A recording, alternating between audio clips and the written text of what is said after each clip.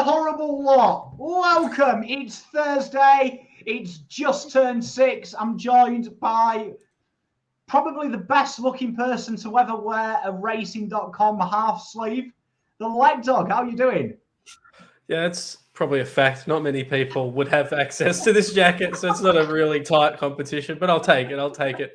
I'm well, Poppy. I'm excited. Favorite time of the week. We get to do the teams, we get to talk to each other, and we get to make bold statements, and I'm ready to make a whole bunch of them tonight. Well, mate, you say talk to each other. We talk to each other every day, but this is I know. the It's actually become a real problem, and my girlfriend is very worried about it. Yeah, I've actually started saving your name in my phone book as a chick because it's less embarrassing when my wife says who you're talking to.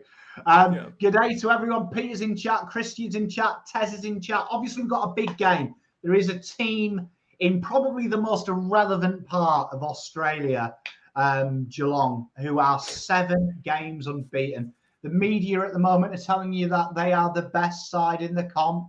They're fancied. They're the top of the ladder, raring to go. And they're coming up against a team, though, that has just come back from Perth and probably done one of the biggest destructions you've seen away from home since the RAF entered German airspace in 1944. What are you thinking in chat, and what are you thinking, Leg Dog, about this game? I love a throwback to World War II. You managed to sneak one in at least once a show. It's probably the highlight for me. I'm a pun, of course I'm going to. Look, I'm excited for the match. Obviously, Geelong, for the most part, have had the wood over us for quite some time, with the exception of 2020 Eddie Betts, and we thank the Lord that those quarters were shortened that year because we were able to sneak away with a win. They've had a very, very, they're a good side, but I actually like how we match up against them. I think it's going to be a really interesting game. Obviously, at both ends, there's 2 tall goal-kicking targets. There's a couple of strong midfields. The ruck lines are both not totally settled, so I'm excited to see how TDK goes up against a combination of Stanley and potentially Segler. I'm interested, though, because historically, Geelong don't really have a ruckman, but the ruckman also tend not to do so well against them. So it's going to be a real challenge for Tom, and that's one I'm excited to watch, Pom. Mate, it's a game that I have a sneaky suspicion that they may bring in Johnny Segler for this game. Scott has been quite bullish in the last couple of weeks that he's keeping him on ice and he's going to jettison him at some point. And Geelong is the capital city of a relevant ruckman, isn't it, really? So it would make sense, because I do think that teams do fall into the trap that he's not very good, TDK. And there still seems to be that aesthetic. You saw last week West Coast go with a Bailey Williams combination, which I remember saying in teams, if they go to ruckman, I think they're fucked. I think they've got to go with pace. They went with it. TDK battered Nick Nat, and Bailey Williams is just a doorman.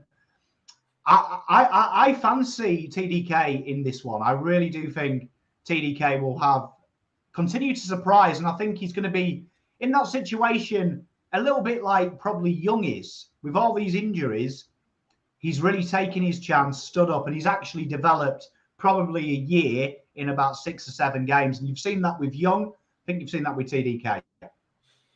Yeah. We talked about it on Monday's show. He's certainly excelled far quicker than I thought he would have, and I think it's going to be an exciting matchup. And obviously, there's another element to it where he gets to play against his brother, which Harry and Ben haven't been able to do, but Sam and Tom have been able to this weekend. So that'll be exciting. I don't think it's terribly relevant to the result, but it will be exciting to watch those brothers line up. Mate, it's very exciting, and there you are, Michael. I've got the flat cap on to go with my northern accent. Obviously, I'd say the biggest excitement for us fans is probably the 2 best forward lines in the competition go up against each other. You've got Cameron, who evidently is the best burst player in the world, according to David King. Don't quite trust it myself. You've got Tom Hawkins, who himself, I think, probably is overshadowed, but himself a very good forward. With Harry Mackay, and for me, the actual best player in the world, because I've ratified it, Charlie Curnow. The battle of the two big units, big pillars. And I would say, if you look at the backlines who have got to deal with these, you've got to say Carlton have a huge edge, because I would say all day long that Young and Wheater are stronger than Geelong's backline.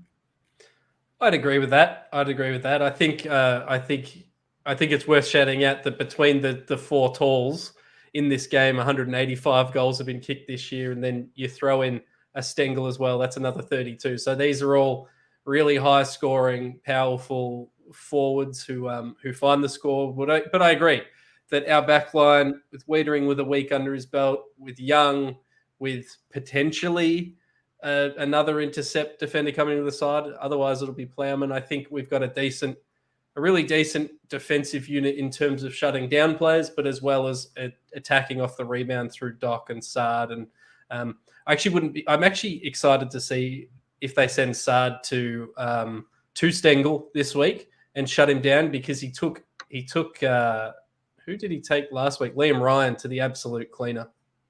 He did indeed, as James asked if you're Chopper's son. It's not often someone in chat throws me, but that's elite banter. It will be interesting. There's a lot of elite matchups, and there's some things that people don't. I don't think Geelong get credit for some of the things they do. 41 points on average from their back half. They are the number one transitioning side from defensive outfit in the AFL, and that's only gone down by 1.9 since Stewart has been out.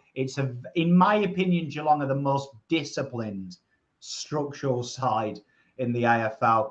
And that, I think, there is going to put a lot of pressure on Honey, should he retain his position, because it sounds like he's not going to get up. Also, you've got the extras in the terms of Durden, who had a phenomenal game last week and put a lot of pressure. And I was surprised Hearn was in the coaches' votes because of how strong Durden was. A lot of pressure is going to be on them, because they do have a habit of being able to get out there very easily.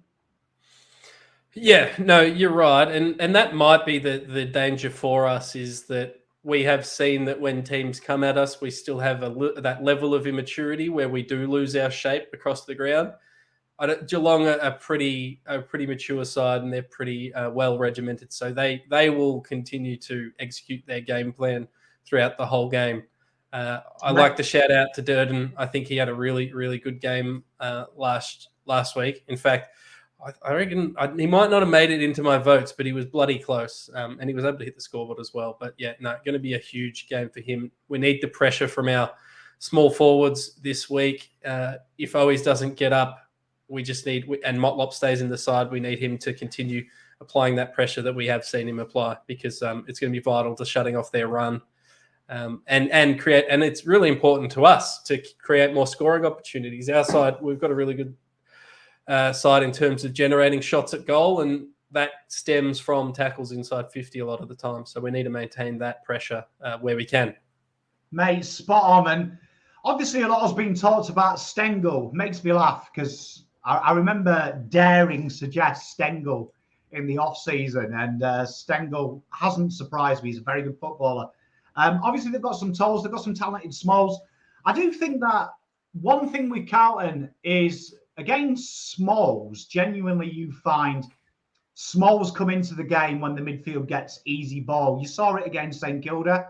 When the midfield has easy ball, they can start to target them runs and create one-outs everywhere. You genuinely find, though, when Carlton are on top, it's the tolls from a kick and hook.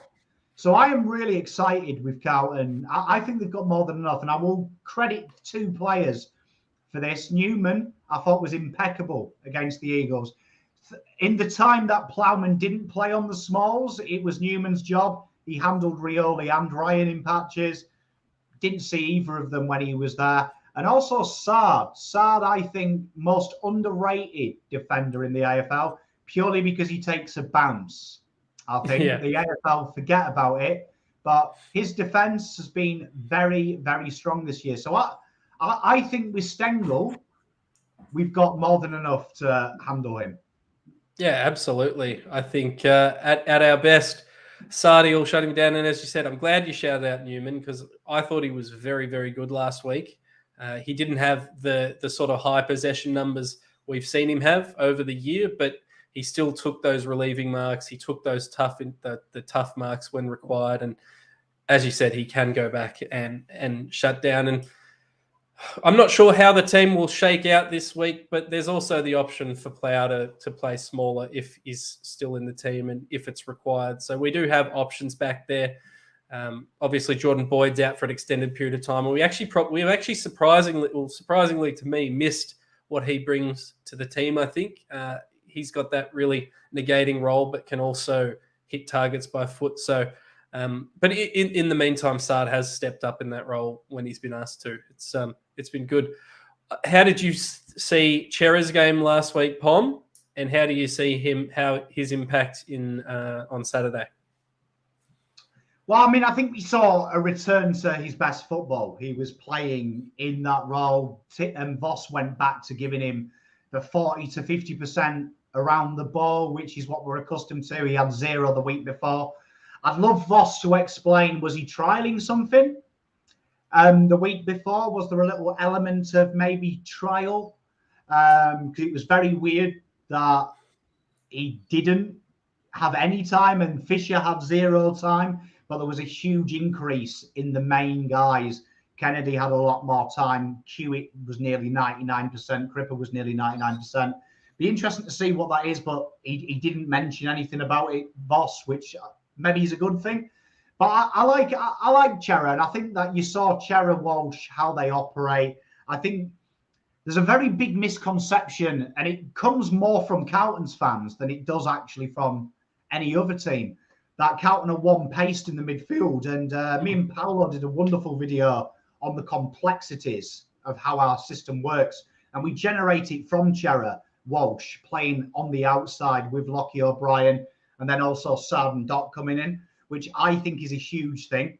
And if you look at how Geelong play, it's a very smother type game. They're looking for repeat entries. Carlton really go bold at that point. They don't. It's a real myriad of styles. And I think Chera is a key here because he's the kind of guy that when he's playing well, Carlton genuinely don't overuse the football. Yeah, I agree. I think he was really solid on the weekend. We know... I actually quite like him when he's in the contested situations rather than being on the outside. And we saw, as you mentioned a couple of weeks ago in the Saints, he was kind of playing at half back and stuff, which he has done for Freo, but I do not think is his best spot. I'm excited to see that matchup. The thing about Geelong is it's a similar sort of thought process, is that they've got this older midfield that isn't that quick. Same as us, they're kind of one pace, but they've injected Tom Atkins lately in there, and he's been leading for tackles. They've got Guthrie in there. They've got Blitzarves who can play as a mid. They've got obviously Selwood and that. So the key thing that all these guys have in common is really high tackle numbers, as well as really high possession numbers. So it's certainly going to be a battle for our side in the midfield. Do you think we're going to be able to match it in terms of that tackle pressure? Because when we have lost games, it has been when in a midfield's pressure and attentiveness has dropped off a bit. 100%, I think we can match it. I think if you look at us and Geelong as well, in them key areas, the key areas you look for, you're looking at sides that are separated by one position on the AFL rankings. Mm-hmm. Do you know what I mean? So I think that that's a big thing to take into account, that if this was a boxing fight, these two, you've got Geelong, who in my opinion are the best counter offensive side in the comp. That's how they play their football. They like to sit back and then hit you very hard. It's a very systematic way.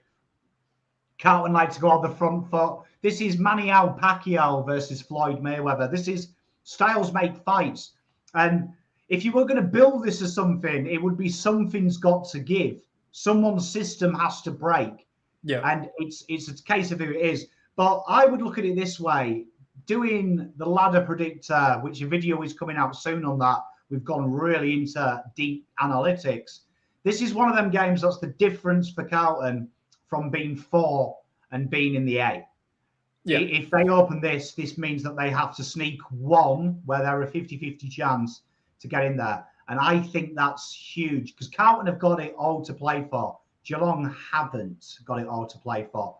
In this terms, it's not statistically in the last 20 years, you don't see teams like Geelong being at death's door as it is. And it's interesting enough, the teams that usually fluctuate in the last 6 rounds are high defensive teams. Geelong, Fremantle, teams that really build a real key issue with the back, and teams like Carlton who are very offensive, they usually come to the fore. So I think it'll be a very interesting game, and it's one that I can't wait to watch because win, lose or draw, this is the game that you want to see. You want to see these sides play each other. Yeah, I agree. I agree. I think this is going to be really important for gauging where we're at, regardless of the result. How we tackle this game is going to be really important, especially heading in with a couple of tough games to finish the season, including Melbourne, who we haven't seen since the preseason. So how we tackle this is going to be really important. Pom, I'm going to ask you the question. I'm going to bring it up. It's in the comments. We're only going to spend 2 minutes on it because the team's going to drop. The vaccine mandate has been dropped, Pom. In theory, Liam Jones could be playing this week. You and I have spoken about this. A, do you think he would be in our best side right now? And B, do you think we will receive any compensation, or do we deserve any compensation if he goes to a team next year? 2 minutes. Firstly, I don't care at all. Agreed. Agreed. Personally, I would like to thank the AFL because I think without Liam Jones being pushed to retire, we won't be in the position now where we've got Lewis Young, who is having a career best numbers. One of the least inside 50 counts he's faced, the biggest responsibility he's got statistically in key defender stats. There is only 2 stats that Liam Jones is ahead of him on, and they are by 0.3, and that is intercept marks and contested marks. So for me, moving forward, we've got a 23-year-old that can play for 10 years versus a 32-year-old. And for me, if anyone thinks Liam Jones makes Carlton a better side, there's no way Carlton would play 3 players in one issue, in one side. And the fact we've got Lewis Young is a dub, a huge dub, because that is something for a decade where Liam Jones would be 2 years. Agree 100% with everything you said. We did the numbers, and essentially Young is equal, if not better, than Jones's best year for the Blues right now. And as you said, he's got a hell of a lot longer on a hell of a lot less money, you'd imagine, which is good for the side. In terms of compensation, I don't believe in compensation. We've done many videos on this, but do you think that the AFL would give us anything if he went to a new side? And do you think it'd be anything of value? I think based on if you go through the AFL's algorithm, it'll be a late 3rd, maybe an early 4th, which I think Carlton will look at getting something like, I mean, the rumours are Lachlan Scholl. It's probably going to cost that, so it'll probably be another Nick Austin genius move. You know, drop one player, bring in another. Yep. Yeah, I think if you got something around that range, that's exactly the sort of pick we got Lewis Young with. So you can certainly turn it into something, but for me, I don't really care. If the AFL decide to give us something, fine, but if not, my gut feel is like he retired. It's over and it's done with. It doesn't matter. But just wanted to address it because the question is going to come every single week until the end of the year, Pom. But we've answered here and now, and we can direct people back to this video every time they ask us from now on. No, I agree. And I agree with Ugar here. I've got no hate for Liam Jones. He did the right thing by him. Yeah. And I wish there was more people like Liam Jones that would put their beliefs ahead of responsibility. But we've moved on. I love what Voss says. We've moved on from it. I agree. We're in a better position. This draft this year as well is full of top-level key position talent as well. So it's probably a huge dub. And really, you've got to look at these opportunities. Opportunities bear chances. It's a great opportunity for Carlton as we wait for the teams to come in, which, unless I've missed something, there's no teams.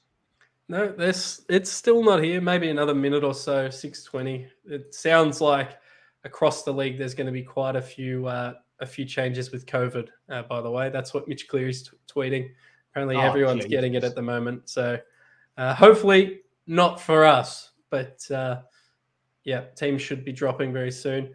I don't know if you saw Cully, though he's making his debut for the Eagles. If you've got him. Yep, that's a bargain. But yeah, if we could talk fantasy, bargain basement replacement if you don't have him, and if you're looking for someone to slot in for some cheap cash, he's as cheap as they come. And so give me your changes, lads, lasses, and leg dog while we just wait. Yeah, look. Oh, the team's in. So here we are. It just refreshed. Yeah, so literally Liam Stocker is the only replacement for Josh Honey, and Lockie O'Brien are omitted. Durden, Honey, O'Brien, and Setterfield on the bench. But it is Nick Newman, Lewis Young, Adam Sard, Jack Noons, Jacob Wheater in Plowman is your backline. Will Hayes will officially make his debut. I don't count the sub call as a debut.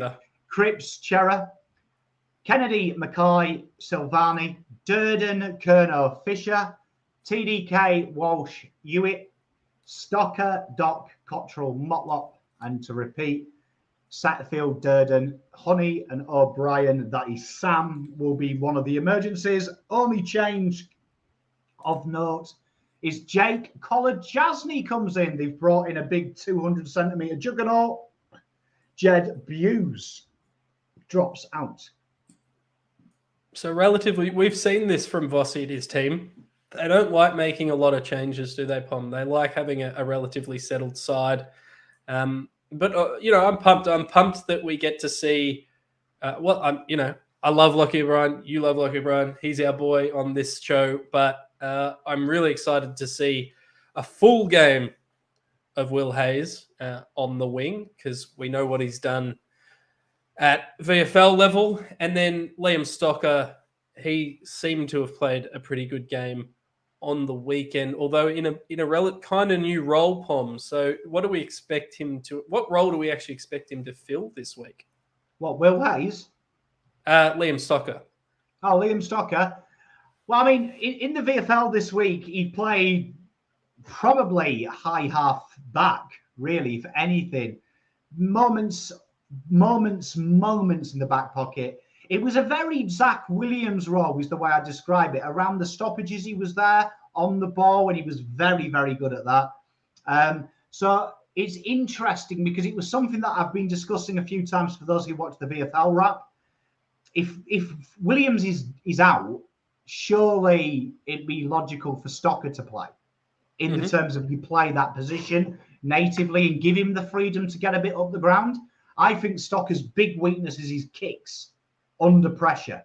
And if you're playing back pocket and you can't kick and you play risky kicks, game over, your last line of defense.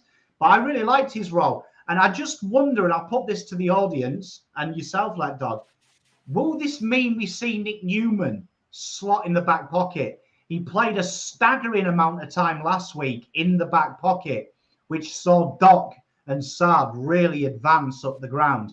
Do you think that maybe be something that they're looking at, knowing that Noons is there to cover Doc defensively? They slide him there a little bit.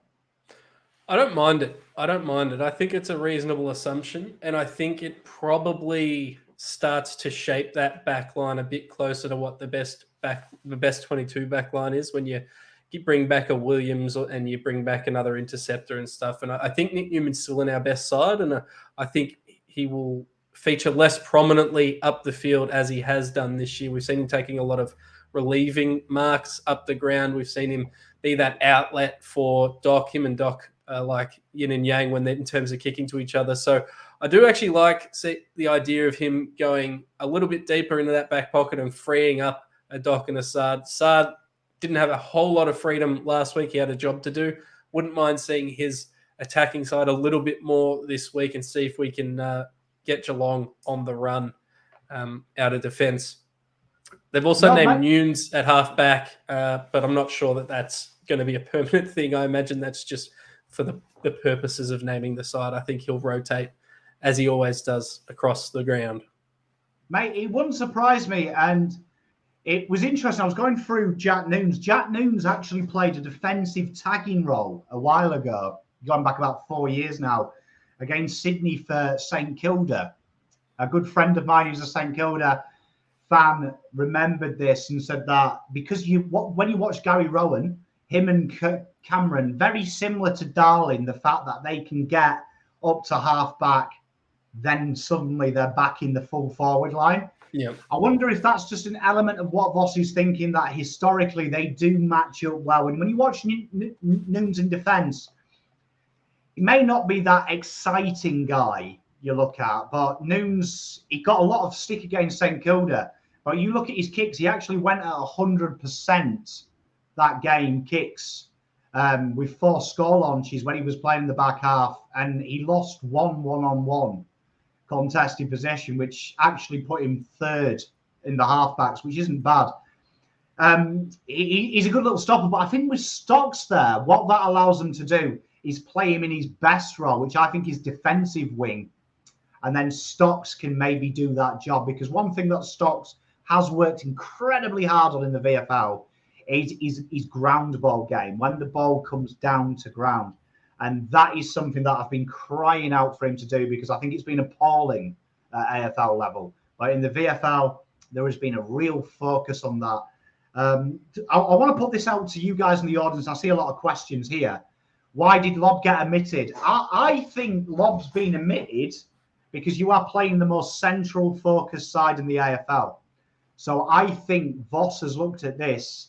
What worked really well last week was the heavy rotation on the wing, creating total mismatches. You saw Fisher go there. Honey had a spurt. Motlop was brilliant in patches towards the end as well. Maybe he knows that the key to winning this game is Carlton's ability to spread, which was impeccable against the Eagles. Having lots of avenues with Geelong, I think, is a huge, huge dub, particularly when you add Will Hayes there.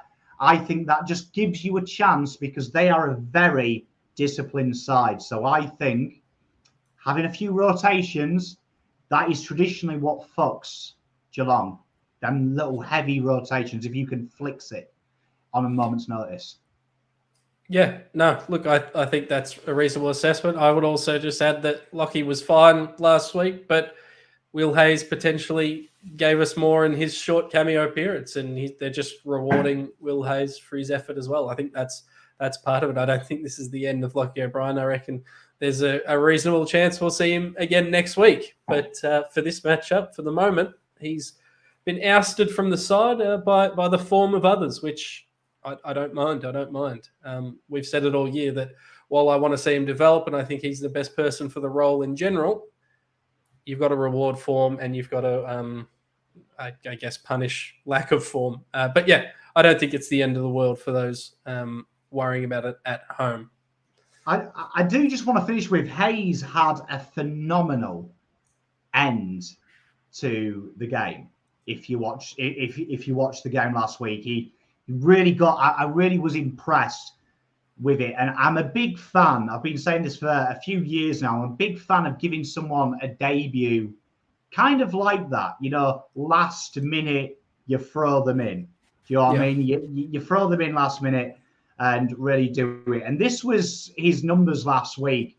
I will just bring it up as it loads, but this was what he did in a very limited space of time. As you can see, the 5 touches, 90 metres gained, 3 scoring involvements, 2 marks, 1 inside 50. And we really saw a real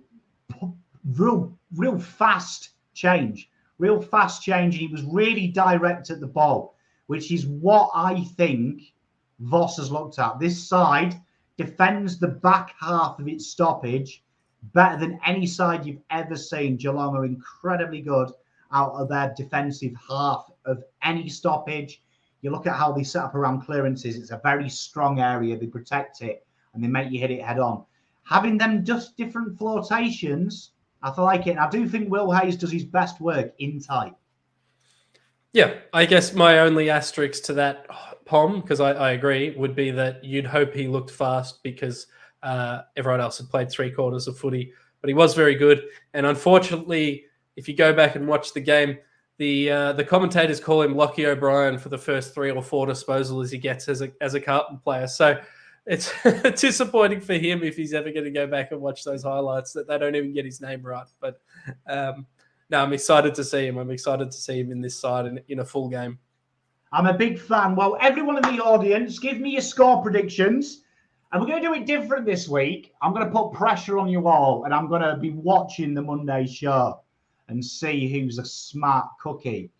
I want you 3-2-1 now. I want your margin, and and tell me who your sub is. Well, I'll go first. Pom, from the subs that are available to us, which are Will Setterfield, Sam Durden, Josh Honey, and Lockie O'Brien, I think the sub will probably be Will Setterfield. I think of those, I just think Josh Honey will probably play VFL. I think O'Brien, I don't think they're going to omit him and then make him potentially miss a week of footy. So Will Setterfield's my answer for that. 3, 2, 1. I will give you, I'll make you happy, Pom. We'll go Charlie 3. We will go Matt Kennedy 2 and Jacob Wiedering 1. We're going to see him stand up. And the margin will be the Blues by 11 points. Ooh. I'm going to go. I love these predictions as well. Some people have gone really, really flux. I like it. I've got the sub.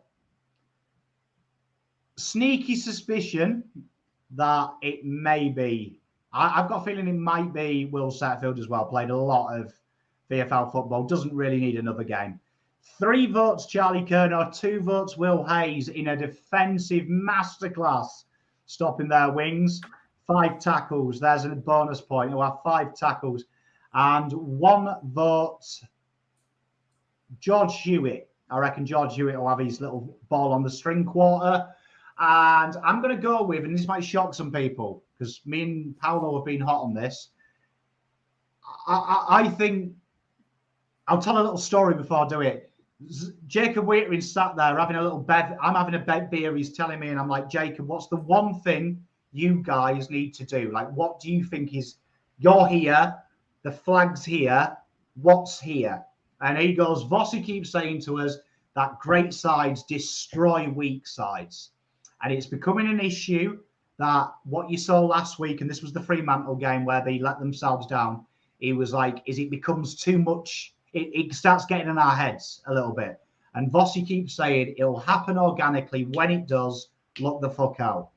Watching last week, that is exactly what, from what Wiedering told me, is the dream. It all comes together. You play your way, no matter if you win or lose a quarter. You stick to the task. You go back to the drawing board.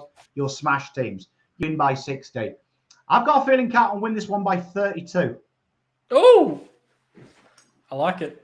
Call me crazy. I don't care. You've called me crazy for less. Do you know what I mean? I've got a feeling that if we lose, we lose. But I feel if we win, I feel it's going to be the Carlton putting a fucking statement. And imagine it. Just stay with me in story mode. Imagine it. The press at the moment are saying Geelong are the team to beat. The press at the moment are saying, oh, Carlton, they did well against the Eagles. People are saying, oh, they've had to travel from Fremantle. Come on, mate. It's the same fucking country. Do you know what I mean? It's not jet lag. The professional athletes. And just imagine waking up Sunday morning, 33-point win, Carlton. Imagine it. I'm imagining, I'm hoping, and I'm half expecting now as well, Pom. So you've sold me. Oh, Jesus Christ. Can't wait to do this show next week. Carlton lose by 50. Yeah, you know what I mean? But no, thank you very much, everyone, for your input. It is much loved. I'm looking forward to it. Make sure you get down there if you can. If not, you get to see my pretty face on the watch along. We'll sing our way through. This guy here will get a few kisses because he's going to have a big one. Check Let Dog out, Jock Reynolds podcast. Also, Let Dog on Twitter is the only one. You can't miss him. His beautiful dulcet tones. You can send him a DM as well, and he'll fix your super coach for a small fee. Yeah, small fee. I take Bitcoin. I don't know how that's going at the moment. Maybe I'll just take cash. Anyway, it's been great, Pom. Always exciting to spend some time with you. Mate, my pleasure. Have a safe rest of the week, everyone. See you over the weekend. Till next week. Much love. Go Blues.